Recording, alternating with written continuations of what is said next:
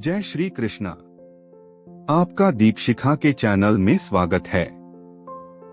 श्रीमद् भगवत गीता प्रकृति के 3 गुण, अध्याय 14 भाग 5।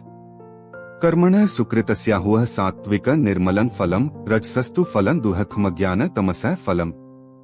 इसका भावार्थ है, पुण्य कर्म का फल शुद्ध होता है और सात्विक कहलाता है, लेकिन रजोगुण में संपन्न कर्म का फल दुख होता है और तमोगुण में किए गए कर्म मूर्खता में प्रतिफलित होते हैं।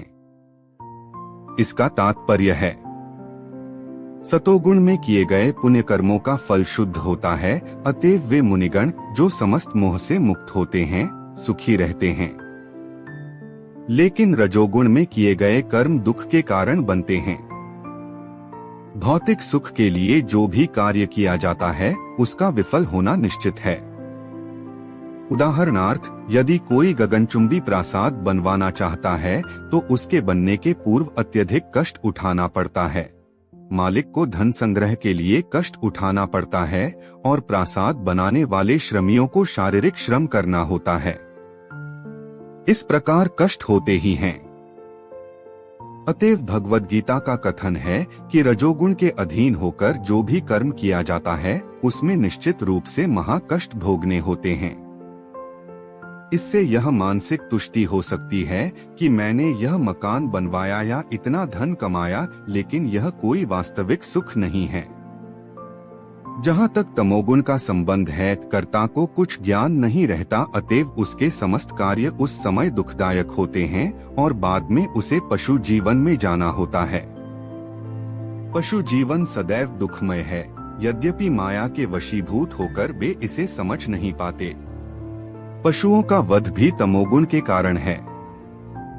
पशुवधिक यह नहीं जानते कि भविष्य में इस पशु को ऐसा शरीर प्राप्त होगा जिससे वह उनका वध करेगा।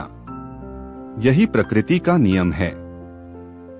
मानव समाज में यदि कोई किसी मनुष्य का वध कर दे तो उसे प्राणदंड मिलता है। यह राज्य का नियम है। अज्ञानवश लोग यह अनुभव नहीं करते कि परमेश्वर द्वारा नियंत्रित एक पूरा राज्य है। प्रत्येक जीवित प्राणी परमेश्वर की संतान है और उन्हें एक चींटी तक का मारा जाना सह्य नहीं है। इसके लिए मनुष्य को दंड भोगना पड़ता है। अतएव स्वाद के लिए पशु वध में रत रहना घोर अज्ञान है।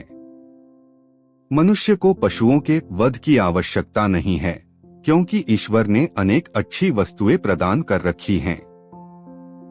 यदि कोई किसी कारण से मांसाहार करता है तो यह समझना चाहिए कि वह अज्ञानवश ऐसा कर रहा है और अपने भविष्य को अंधकारमय बना रहा है।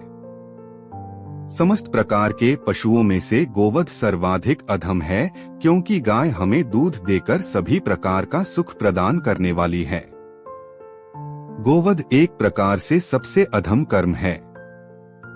वैदिक साहित्य में गोभ्यः प्रीणित मत्सरम सूचित करता है कि जो व्यक्ति दूध पीकर गाय को मारना चाहता है वह सबसे बड़े अज्ञान में रहता है।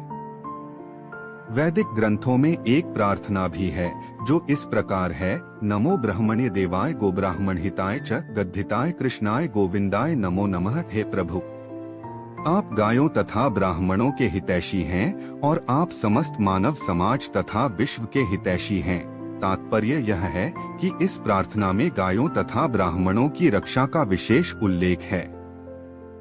ब्राह्मण आध्यात्मिक शिक्षा के प्रतीक हैं और गाय महत्वपूर्ण भोजन की, अतएव इन दोनों जीवों ब्राह्मणों तथा गायों को पूरी सुरक्षा प्रदान की जानी चाहिए।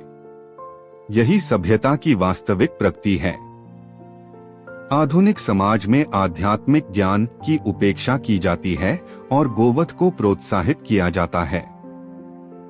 इससे यही ज्ञात होता है कि मानव समाज विपरीत दिशा में जा रहा है और अपनी भर्त्सना का पथ प्रशस्त कर रहा है। जो सभ्यता अपने नागरिकों को अगले जन्मों में पशु बनने के लिए मार्गदर्शन करती हो, वह निश्चित रूप से मानव सभ्यता नहीं है। निस्संदेह आधुनिक मानव सभ्यता रजोगुण तथा तमोगुण के कारण कुमार्ग पर जा रही है। यह अत्यंत घातक युग है और समस्त राष्ट्रों को चाहिए कि मानवता को महानतम संकट से बचाने के लिए कृष्ण भावनामृत की सरलतम विधि प्रदान करें। गीता का अगला अध्याय सुनने के लिए चैनल को लाइक, शेयर और सब्सक्राइब जरूर करें। धन्यवाद।